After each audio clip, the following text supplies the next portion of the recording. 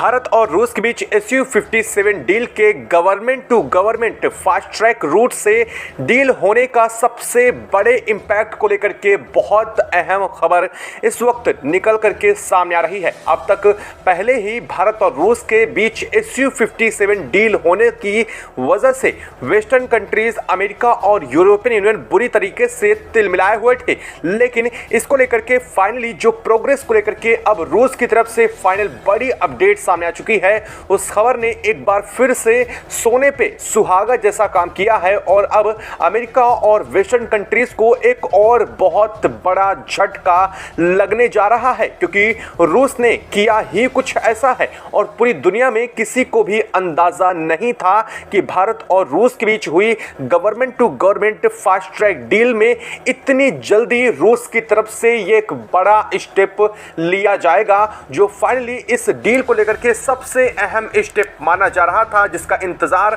भारत की तरफ से किया जा रहा था। और अब तो एक बहुत अहम चीज को लेकर भी बड़ी खबर समझ में आ चुकी है कि आखिरकार भारत के NSA अजीत डोभाल रूस की यात्रा पर क्यों जा रहे हैं। अब इसका सवाल का जवाब भी साफ होता हुआ दिखाई दे रहा है। अब तक जिस सवाल को लेकर के लगातार कई तरह की कहानियां बन रही थी, कहा यह जा रहा था कि क्या रक्षा डील होने जा रही है या फिर भारत S-500 पर डील करने जा रहा है, लेकिन आखिरकार इस वीडियो को देखने के बाद आप बेहतर समझ जाएंगे कि वास्तव में होने क्या जा रहा है। दरअसल इस वक्त जो बहुत बड़ी अपडेट सामने आ रही है वो ये है कि रूस की तरफ से भारत को Su-57 फाइनली रवाना हो चुके हैं। और इस वक्त जो बहुत अहम खबर सामने आ रही है वो रूस के मॉस्को एयरपोर्ट से तस्वीरें सामने आ रही हैं, जहां पर रूस के कार्गो प्लेन से में जो Su-57 है उसे लोड करने की तस्वीरें फाइनली सामने आ चुकी हैं। और इन तस्वीरों के सामने आने के साथ ही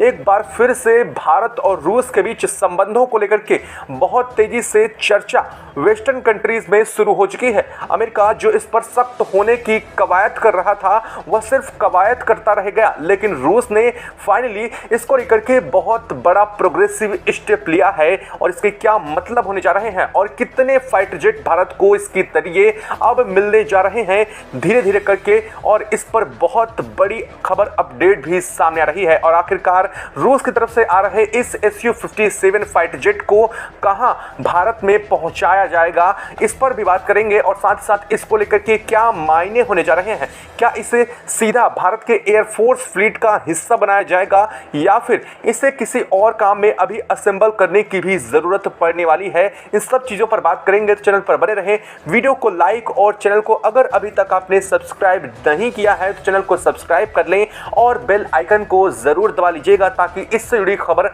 अपडेट आप तक सबसे पहले पहुंचती रहे। दोस्तों,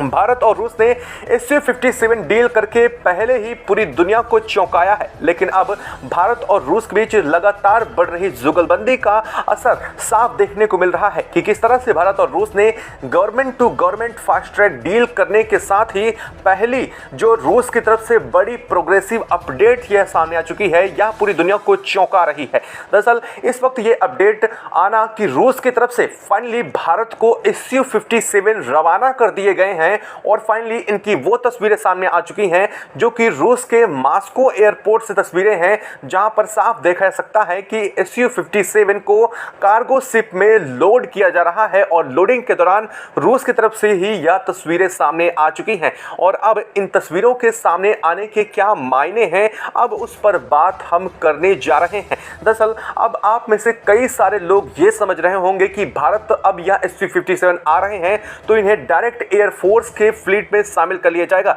यानी कि इसे एयरफोर्स की स्क्वाड्रन में शामिल कर लिया जाएगा। लेकिन जरा ठहरिए, ऐसा नहीं होने जा रहा है। जी हां, आपके लिए हल्का सा शॉक्ड जरूर है, लेकिन इस वीडियो को पूरा सुनने के बाद आप समझ पाएंगे कि आखिर रूस से Su-57 आ क्यों रहा है भारत। दरअसल आपको बता दें कि भारत के 2 इकाइयां तैयार हो रही हैं, 2 यूनिट तैयार हो रही हैं HAL यानी हिंदुस्तान एरोनॉटिकल्स लिमिटेड की, जहां पर Su-57 SU-57 को फर्दर इंडिया के अंदर ही इसकी यूनिट बनाई जाएगी और उसके अंदर ही SU-57 को तैयार किया जाएगा और इन फ्यूचर इसकी बड़ी प्रोग्रेसिव यूनिट यानी कि ह्यूज और मास प्रोडक्शन के लिए इन्हें डेवलप किया जाने वाला है। और इसको लेकर के रूस की टीम भी भारत आई थी, जिसने नासिक स्थित HAL और बेंगलुरु स्थित HAL की यूनिट का दौरा किया है। दरअसल आपको बता दें कि नासिक स्थित और बेंगलुरु स्थित HAL की यूनिटें वो यूनिट हैं जहां पहले से ही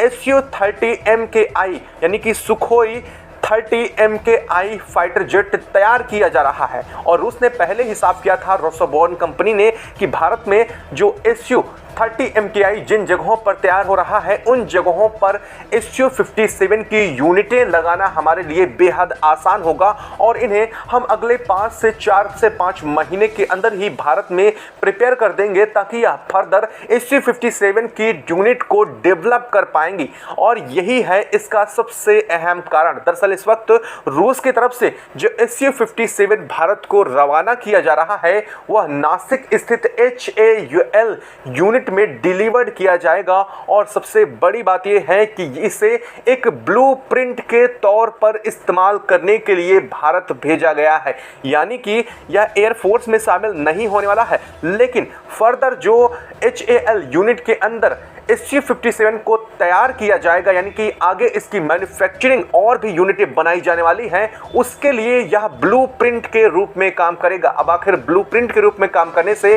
क्या मतलब है, चलिए आपको वो भी डिटेल से समझाते हैं। दरअसल ब्लूप्रिंट के रूप में काम करने का मतलब ये है कि इस पर भारत के वैज्ञानिक जो एरोनॉटिकल्स इंजीनियर हैं वो, और साथ ही साथ रूस की एरोनॉटिकल्स रोसोबोर्न कंपनी के जो इंजीनियर हैं वो मिलकर के इस पर इंडिया पर पहले इंडियन जो इंजीनियर हैं उन्हें ट्रेंड किया जाएगा SU-57 के इस पार्ट्स को प्रिपेयर करने के लिए, और साथ ही साथ इसे किस तरीके से असेंबल किया जाएगा इस पर प्रॉपर इन्हें सिखाया जाएगा। और इसके बाद ही फर्दर दोनों मिल करके इस पर SU-57 को आगे खुद इंडिया में डेवलप कर सकेंगे। दरअसल भारत के पास SU-57 की टेक्नोलॉजी तो है नहीं, और अगर है भी इसके लेकर के तो उसे रूस को सिखाना तो पड़ेगा ही, क्योंकि रूस का ही SU-57 है और वहीं से किस तरीके से डिजाइन किया है, किस तरीके से असेंबल किया है, यह ब्लूप्रिंट के जरिए ही जाना जा सकता है। और इसी ब्लूप्रिंट के लिए ही एक यूनिट SU-57 को यहां भेजा जा रहा है,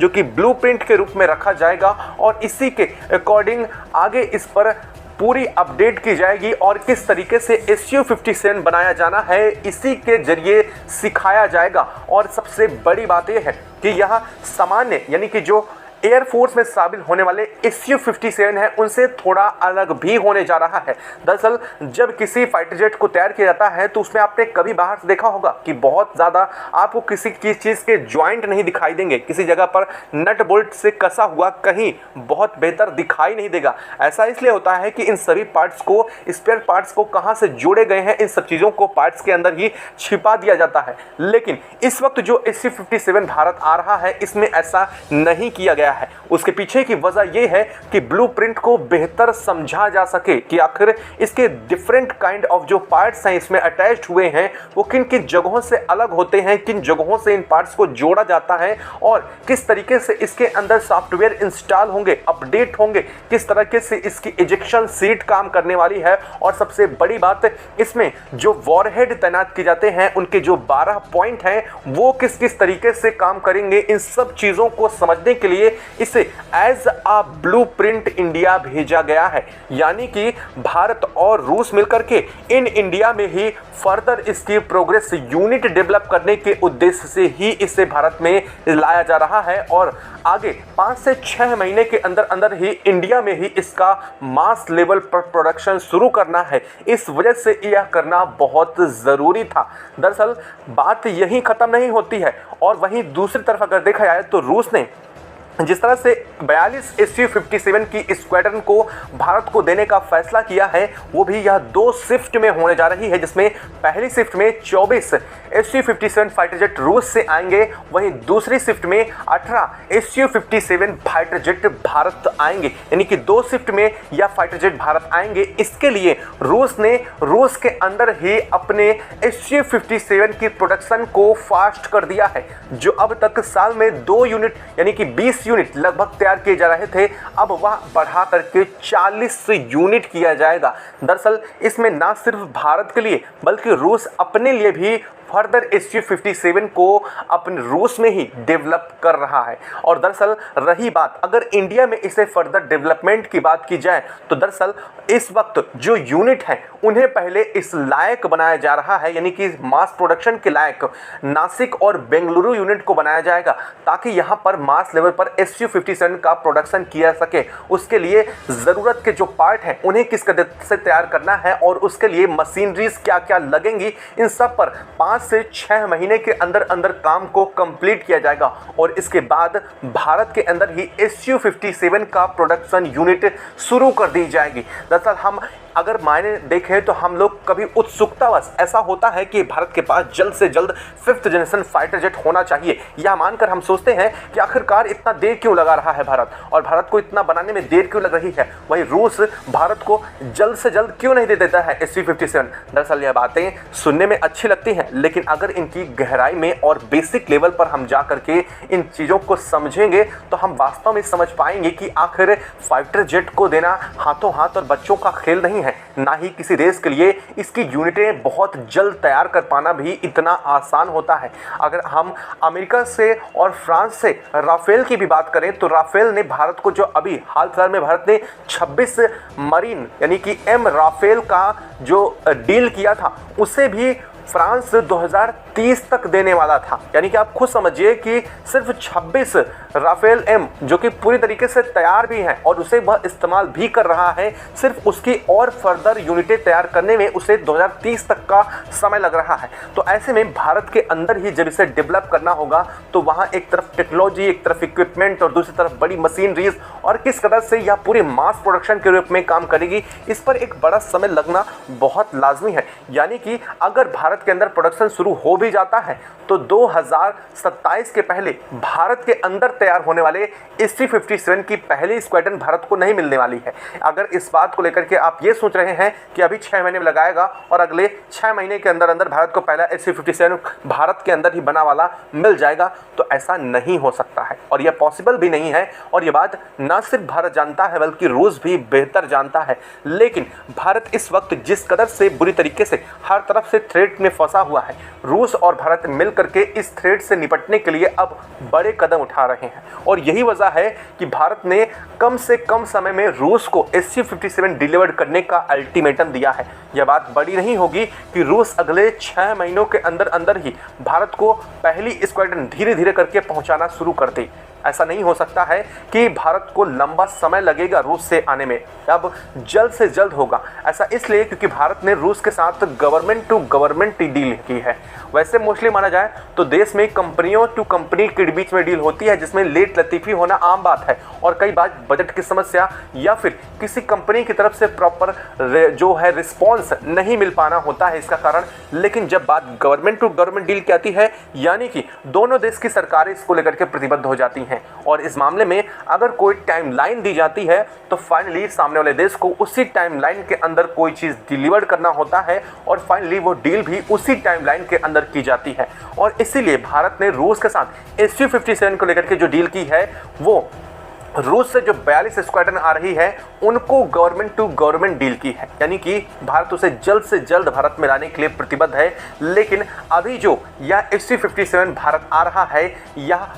एयरफोर्स के उपयोग के लिए नहीं बल्कि ब्लूप्रिंट के तौर पर भारत में इस्तेमाल किया जाएगा, यानी कि इसे ही देख करके फर्दर यूनिटें डेवलप की जाएंगी। और सबसे बड़ी बात, यह ऐसा बनावट भी नहीं है कि इसे वॉरहेड इस्तेमाल किया सके, इसे ऐसा तैयार किया गया है ताकि इससे ब्लूप्रिंट को बेहतर समझाया जा सके। और रही बात वॉरहेड की, तो इसमें वॉरहेड के 12 पॉइंट हैं और उन जगहों पर हमारी अस्त्रा मिसाइल, हमारे ग्लाइड जो गौरव बम है और साथ ही साथ अलग अलग तरीके की जो मिसाइल हैं, हेलेना है, नाग है, एंटी शिप मिसाइल है, एंटी रेडिएशन मिसाइल है इंडिया की, वो सब इसमें अपग्रेड करने की प्रॉपर जगह भी बनानी होंगी। क्योंकि आपको पता है कि 5th जनरेशन फाइटर जेट है Su-57 और 5th जनरेशन फाइटर जेट चाहे कोई भी हो, दुनिया में कोई भी 5th जनरेशन फाइटर जेट आप उठा के देख लीजिए, किसी में भी वॉरहेड बाहर नहीं दिखाई देते हैं। यानी कि भारत को इस Su-57 के अंदर ही अपने वॉरहेड को छिपाना होगा। इन 12 पॉइंट में भारत अपने वॉरहेड किन वॉरहेड को कहां लगाना चाहता है